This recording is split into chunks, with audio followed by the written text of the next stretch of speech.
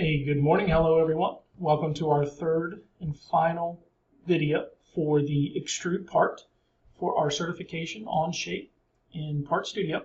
So we have our little bracket here that we have now added all of our geometric constraints to, our dimensional constraints, and now we want to go ahead and extrude it. I like to right click it to maneuver mine. You can also select the view cube, get it where you want it. You can hold down the right mouse button to move it there. There are a couple different ways. We've done those in earlier videos. For this part here, for the bracket, we have two extrusions that we're going to do. So on the keyboard, I'm going to select Extrude. And now that I've selected Extrude, I want to go ahead and select the component parts. So I'm going to, actually let me get into Extrude on this part here. And now I can select my component parts that I want to extrude.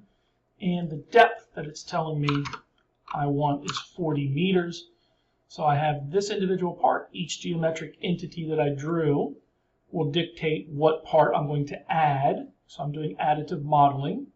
And I want to extrude this outside circle here, or make it a cylinder that's hollowed out.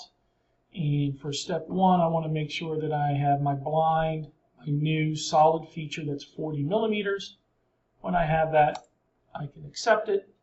And you're going to notice that the view for the sketch just left. If it's not gone, it's there. You just need to turn it back on if you want to see it and use it. And in the drawing, they have this little bracket they want you to add a second part to.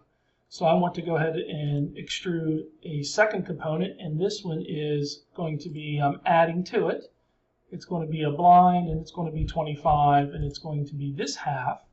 So the individual sweep out part and then the component here, and that gives me my 25 millimeters. I can hit accept on that. I'm going to hit P to close out the planes, and now I have my part, and they're going to want you to right click and rename that part bracket, which we've now done.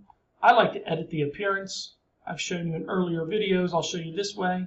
You can select the appearance panel here and double click on the part that you want to change the color pattern. We're going to pick Calvert Blue and select OK and hide it again.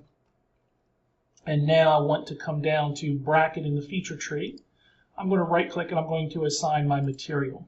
And my material here is, I think it's steel. Let me look. Yeah, steel 1020. So if I put in my steel 1020 and assign that material, I'm ready to take my quiz and look at the answer. I want to find the mass of this part. So in the bottom right of the graphics window, I'm going to select the mass properties, and it will be blank again because we're going to use this to build additional parts, to build assembly files, and build our drawing packages, technical drawing files. I need to tell it what mass component I want to look at. And for this one, I think it's kilograms that you all have in there, and this would be 2.902 kilograms.